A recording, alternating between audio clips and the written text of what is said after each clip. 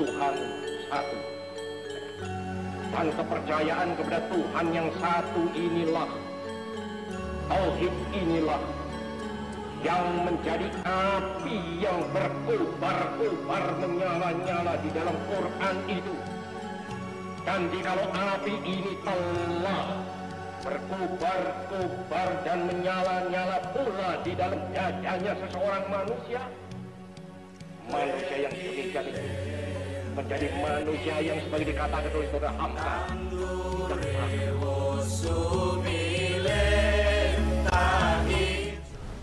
Bismillahirrahmanirrahim. Assalamualaikum warahmatullahi wabarakatuh. Alhamdulillahirabbil alamin. Assalatu wassalamu ala sayyidil mursalin habibina wa syafi'ina wa maulana Muhammad wa ala alihi at-tayyibin wa sahbihi al-muntajabin wa tabi'ina lahum bi ihsanin ila yaumiddin. Sahabat Islam ramah, dalam suasana Ramadan yang penuh keberkahan dan rahmat dari Allah Subhanahu wa taala, marilah kita senantiasa bersyukur atas rahmat yang Allah berikan kepada kita semua. Puji syukur karena kita bisa menjalankan ibadah puasa di bulan Ramadan ini. Alhamdulillah, puasa kita berjalan dengan lancar, disertai dengan ibadah yang lain seperti tarawih, membaca dan menghatamkan Al-Quran. Sungguh ini akan menjadi tabungan amal-amal kita di akhirat kelak. Apalagi di tengah pandemi yang tentu meminta kita semua untuk senantiasa sabar, waspada, peduli terhadap sesama. Ini adalah syukur kita kepada Allah. Mudah-mudahan kita semua dan negeri ini bisa melalui masalah pandemi COVID-19 ini. Salawat serta salam marilah kita sampaikan kepada baginda Rasulullah sallallahu alaihi wasallam. Allahumma shalli ala sayyidina Muhammad wa ala ali sayyidina Muhammad. Mudah-mudahan selawat kita akan menjadikan hati kita jembar, bahagia, lahir dan batin. Apalagi memang selawat kepada Rasulullah dan keluarganya akan menjadi obat hati dan insya Allah akan menyembuhkan kita dari berbagai penyakit, stres, kepanikan, kegelisahan, kesedihan. Mari kita perbanyak sholawat li khamsatun utfi biha haral waba'il hatimah al-mustafa wal murtada wa ibnahuma wa fatimah. Inilah bacaan yang diijazahkan langsung oleh Hadratus Syekh Hasyim Asy'ari kepada kita semua, dan kita percaya bahwa sholawat kepada Rasulullah dan keluarganya akan menjadikan hidup kita lebih baik, hati kita lebih tenang, pikiran kita lebih jernih, dan insya Allah lisan-lisan kita terjaga dari berbagai ungkapan yang tidak baik. Sahabat Islam ramah, seperti biasa saya akan melanjutkan ngaji pemikiran keislaman Bung Karno, sebuah pemikiran yang kita sudah simak bersama, memberikan pencerahan baik terhadap pikiran kita maupun hati kita. Karena Bung Karno sebagai bapak proklamator, sebagai Presiden Republik Indonesia dan pemimpin revolusi, betul-betul telah mengetengahkan pikiran-pikiran yang genuine bagi kita sebagai umat Islam, sebagai bangsa. Yang ini semua akan menjadi bekal dan modal kita dalam melanjutkan cita-cita kemerdekaan Republik Indonesia, yang seperti dikatakan Bung Karno, negeri ini harus menjadi, kemerdekaan ini harus menjadi jembatan emas bagi Indonesia yang berdaulat secara politik, berdikari dalam ekonomi, dan berkepribadian dalam kebudayaan. Maka kita semua sudah menyimak, kita semua sudah mengetahui bahwa pikiran-pikiran keislaman Bung Karno merupakan lanskap dan batu bata bagi terbentuknya keindonesiaan kita. Dan alhamdulillah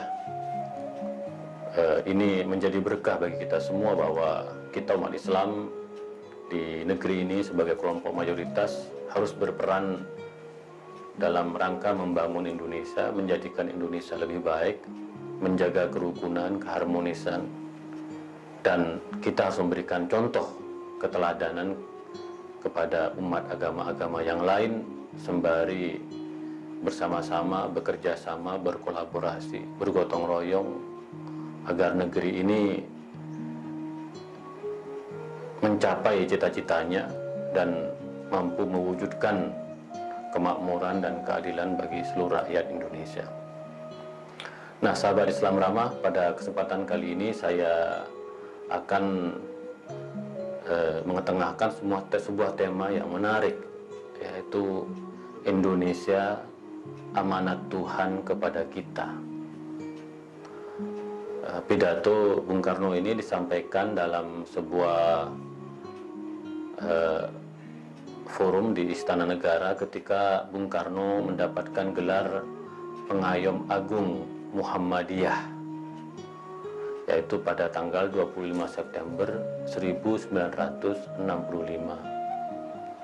Nah, tentu gelar sebagai Pengayom Agung terhadap Bung Karno ini merupakan sebuah peristiwa penting, karena apa yang sudah dilakukan oleh Bung Karno sejak sebelum kemerdekaan ketika masih aktif di pergerakan kebangkitan nasional, sehingga masa akhir dari kepemimpinan Bung Karno, apresiasi dan dukungan luas dari berbagai kalangan, terutama Nahdlatul Ulama dan Muhammadiyah, itu menunjukkan bahwa kepemimpinan Bung Karno diterima secara luas oleh warga Indonesia. Bung Karno menjadi inspirasi bagi kita semua, terutama umat Islam, untuk meletakkan pandangan-pandangan keislaman yang memperkokoh kebangsaan kita. Maka setiap tanggal 1 Juni kita merayakan hari lahirnya Pancasila, karena ini dimulai dari pidato bersejarah Bung Karno 1 Juni 1945. Nah, semua kalangan sangat memberikan apresiasi terhadap Bung Karno yang telah menggali nilai-nilai hazanah tradisi dari bangsa ini sehingga mampu melahirkan Pancasila seperti yang kita anut sekarang sebagai dasar negara. Nah, gelar yang diberikan oleh Muhammadiyah pada saat itu terhadap Bung Karno sebagai Pengayom Agung ini menunjukkan bahwa di satu sisi Bung Karno memang menjadi seorang anggota Muhammadiyah yang itu menjadi bagian penting. Jadi kalau kita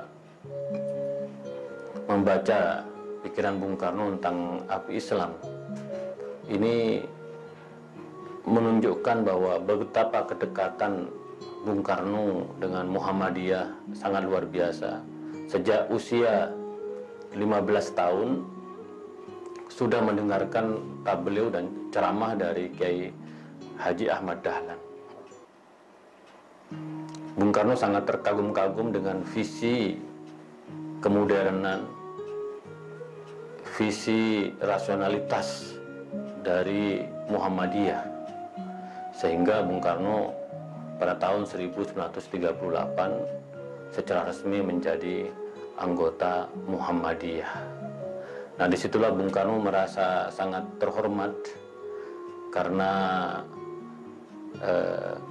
perjalanan Bung Karno dalam memahami Islam, perjalanan Bung Karno dalam memimpin negeri ini mendapatkan apresiasi dari Muhammadiyah. Walaupun seperti yang saya katakan dalam episode yang lalu, Bung Karno juga kerap kali mengkritik pandangan dalam tanda petik kaum tua dari Muhammadiyah.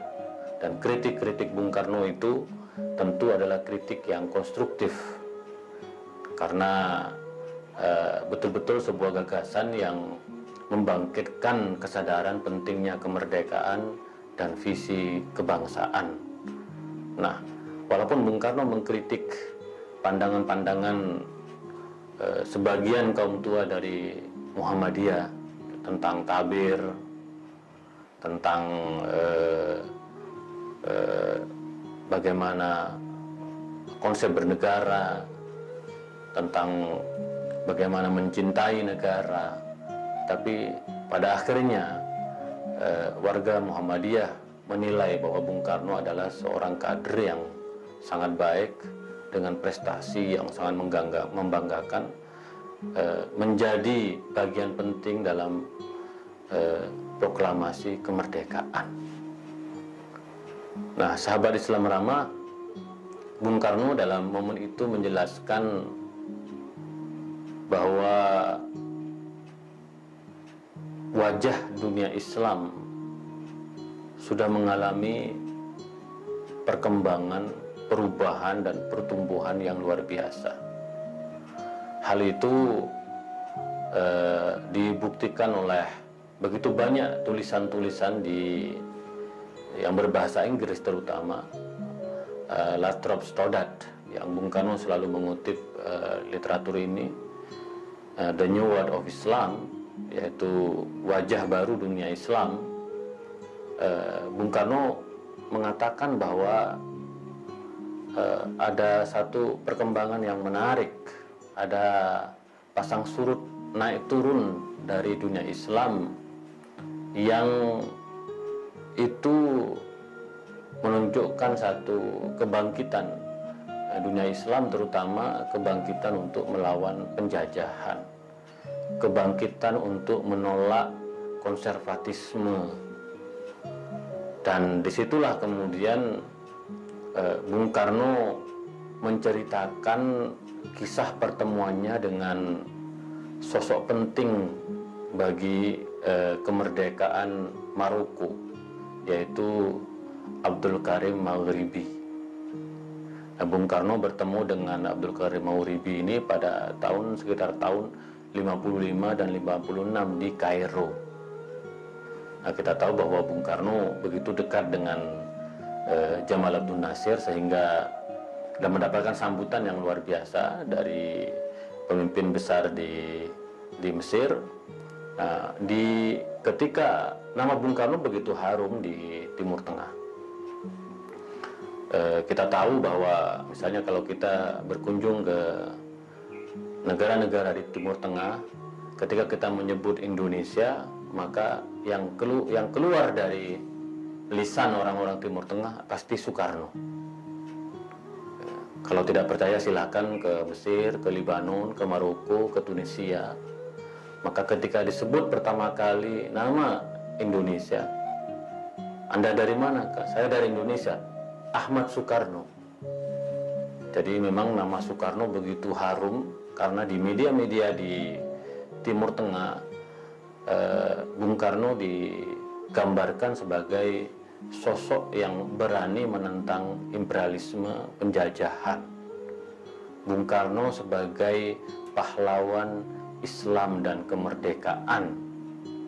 Itu langsung diberikan oleh para pemimpin Asia Afrika, para pemimpin dunia Islam terhadap Bung Karno. Jadi ketika Bung Karno berada di Kairo, lalu kemudian Abdul Karim Al-Maghribi mendengar informasi ini, dia langsung berjumpa dengan Bung Karno di Kairo. Dan ketika berjumpa dengan Bung Karno di Kairo, maka disitulah terjadi dialog, perbincangan di antara dua tokoh besar ini tentang bagaimana dunia Islam itu bangkit, tentang bagaimana dunia Islam tidak menyerah kepada penjajah. Nah, oleh karena itu kemudian Bung Karno mengatakan bahwa tanggung jawab untuk mewujudkan kemerdekaan adalah tanggung jawab kita umat Islam. Kalau umat Islamnya melempem, tidak bergerak, maka kemerdekaan sampai kapanpun tidak akan terwujud. Maka umat Islam harus berada di garda terdepan untuk mewujudkan kemerdekaan. Nah, disinilah Bung Karno mengatakan betapa besar peran Indonesia dalam menginspirasi kemerdekaan dan kebangkitan dunia Islam. Bung Karno dijadikan sebagai simbol kepahlawanan, simbol keteguhan, simbol keberanian, simbol kebangkitan. Dan oleh karena itu hampir di seluruh dunia Islam, terutama di Timur Tengah, ada Jalan Ahmad Soekarno. Mereka mengabadikan peran Bung Karno dalam mewujudkan kemerdekaan di dunia Islam dengan memberi nama Jalan Ahmad Soekarno. Ya, bahkan di Mesir ada mangga harum manis yang dulu bibitnya dibawa oleh Bung Karno, itu ditanam di padang pasir di perjalanan namanya Sohrawi dari wilayah Ismailiyah ke Kairo, dan dilalahnya itu mangga harum manisnya itu hidup dan sekarang menjadi minuman jus terfavorit di Mesir. Biasanya kalau musim panas jus mangga ini sangat dikenal, sehingga kalau kita mau minum mangga Soekarno, itu bibitnya dibawa oleh Soekarno. Nah, Bung Karno mampu menunjukkan kepada dunia Islam betapa peran Indonesia itu sangat luar biasa.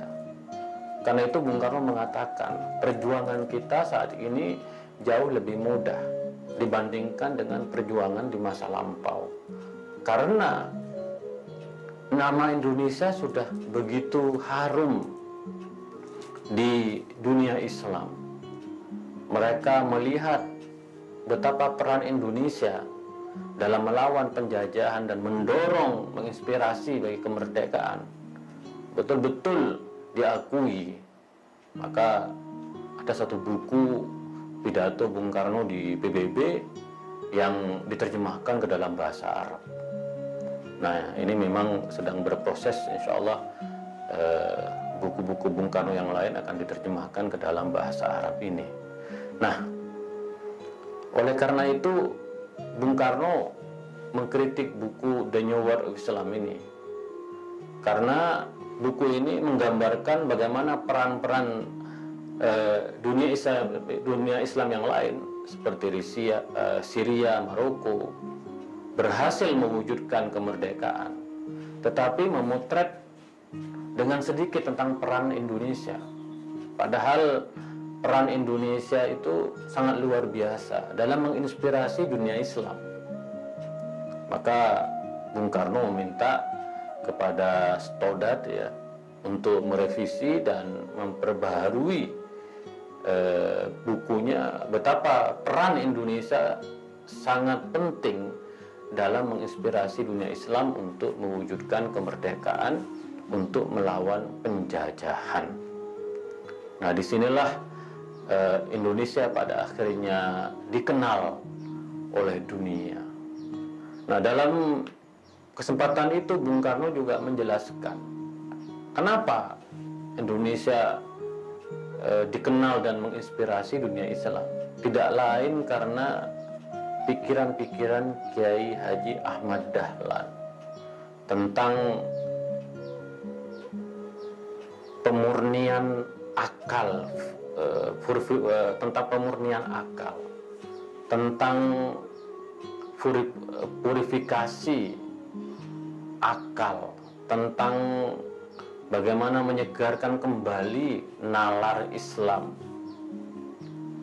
Karena bagaimanapun untuk membangun satu sikap yang berkemajuan, diperlukan satu pemikiran yang otentik, pemikiran yang rasional, pemikiran yang segar. Karena bagaimanapun kesadaran tentang kemerdekaan itu adalah kesadaran yang harus tumbuh dalam setiap warga dan bersama-sama untuk melakukan perlawanan. Nah, sosok yang sekali lagi begitu banyak dikutip oleh Stodat tadi itu adalah Jamaluddin Al-Afghani, yang kemudian dilanjutkan oleh muridnya Syekh Muhammad Abduh. Dan kebetulan di Indonesia pikiran-pikiran ini diadopsi oleh Muhammadiyah. Maka api Islam yang di dalamnya membangkitkan kesadaran tentang pentingnya bertanah air, tentang pentingnya bernegara, telah membangkitkan kesadaran nasional kita. Maka dari itu kata Bung Karno, karena Bung Karno banyak belajar dari Ki Ahmad Dahlan, bahasanya Bung Karno ngintil ngintil ceramah-ceramah dan tabligh Ki Ahmad Dahlan. Kalau Bung Karno belajar banyak dari pemikiran Jamaluddin Al-Afghani dan Syekh Muhammad Abduh, maka Bung Karno sampai kepada kesimpulan bahwa negara ini, Indonesia, adalah amanat Tuhan kepada kita semua. Yang di dalam forum itu Bung Karno mengatakan, kalau kita berjuang untuk Indonesia, kalau kita berhasil mewujudkan kemerdekaan Indonesia, kalau kita berhasil membangun persatuan di Indonesia, kalau kita berhasil mewujudkan keadilan dan kemakmuran di Indonesia, sesungguhnya adalah ibadah. Jadi ini penting sekali pikiran Bung Karno ini untuk dibangkitkan bagi kita semua, terutama generasi milenial, bahwa apa yang kita lakukan, yang kita perbuat untuk kemajuan Indonesia, untuk kebajikan Indonesia, pada hakikatnya adalah ibadah. Kenapa? Karena Indonesia ini adalah amanat Allah bagi kita semua. Maka setiap yang kita lakukan untuk negara, pada hakikatnya kata Bung Karno, merupakan sebuah ibadah. Karena ini menjadi ibadah, maka insya Allah apa yang kita lakukan akan mendapatkan pahala. Ini yang sekarang tidak banyak disadari oleh kita umat Islam, bahwa ketika kita menyumbangkan pikiran, menyumbangkan tenaga, menyumbangkan waktu untuk kemajuan negeri ini, sesungguhnya kita juga sedang beribadah. Karena Indonesia sesungguhnya adalah amanat dari Allah. Indonesia adalah rahmat dari Allah. Seperti yang dikatakan oleh Bung Karno, Indonesia adalah rahmat Tuhan di muka bumi. Karena Indonesia sebagai rahmat Tuhan di muka bumi, maka tugas kita memberikan pengabdian kita, karya kita, kerja kita yang terbaik bagi negeri ini. Maka Bung Karno sering mengatakan tidak ada pengorbanan yang sia-sia. Kita semua, setiap warga negara berkorban, berkarya, bekerja untuk negeri ini. Karena karya kita untuk negeri ini adalah ibadah. Maka jangan pernah mengeluh, maka jangan pernah surut semangat, maka jangan pernah hilang harapan ketika kita berbakti untuk negara tercinta ini. Nah, ini yang menurut saya tidak banyak dipahami oleh kita, para politisi, para aktivis, para buzzer politik di media sosial saat ini, bahwa pikiran dan pengabdian kita untuk negeri ini itu maknanya sangat luar biasa. Bahwa kita sedang mengurus, sedang menjadikan amanat Allah ini betul-betul membawa kemaslahatan bagi rakyat, bagi orang banyak. Nah, karena itu sejatinya tidak main-main bagaimana mengelola negeri ini. Sangat disayangkan ketika terjadi politik identitas dan keterbelahan di tengah-tengah masyarakat kita akibat dari permainan buzzer yang bermain tagar. Itu sangat tidak baik tentang cara bagaimana kita mengelola negara. Mengelola negara ini adalah sebuah ibadah, sebuah pengabdian. Nah, karena itu diperlukan satu pengorbanan, satu pengabdian yang tulus, kata Bung Karno, untuk menjaga tanah air, menjadikannya makmur, adil, dan sentosa. Bung Karno selalu mengingatkan bahwa Islam adalah agama yang toleran,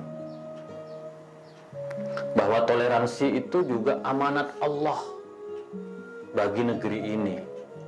Sejak dahulu kala negeri ini karakter dan wataknya adalah Bhinneka Tunggal Ika, bahwa kita beragam,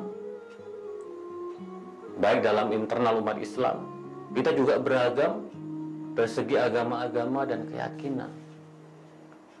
Nah, Bung Karno mengatakan ini sejalan dengan prinsip Islam sebagai agama toleransi, agama yang toleran. Dan karena itu paham keislaman di Indonesia harus menginspirasi adanya kerukunan, keharmonisan di antara seluruh warga. Dan untuk membangun toleransi, kata Bung Karno, selain paham keislaman yang toleran tadi itu, kita harus yakin dengan keistimewaan Pancasila sebagai dasar negara. Karena di dalam jiwa Pancasila ini kita akan mendapatkan bahwa semua agama dilindungi di alam Pancasila. Semua agama harus saling menghormati, saling menghargai, tidak boleh ada fanatisme, tidak boleh ada egoisme. Harus bahu-membahu, bekerja sama, berkolaborasi untuk kemajuan Indonesia. Maka kita semua mempunyai tanggung jawab untuk melanjutkan pikiran-pikiran Bung Karno ini. Karena pikiran-pikiran Bung Karno ini betul-betul otentik, relevan, dan membawa kemaslahatan bagi kita semua. Tanah air adalah amanat Allah bagi kita semua. Ini pandangan yang tidak main-main. Mengelola negara ini sungguhnya mensyukuri rahmat Allah. Mengelola negara ini sungguhnya adalah melaksanakan ayat-ayat Allah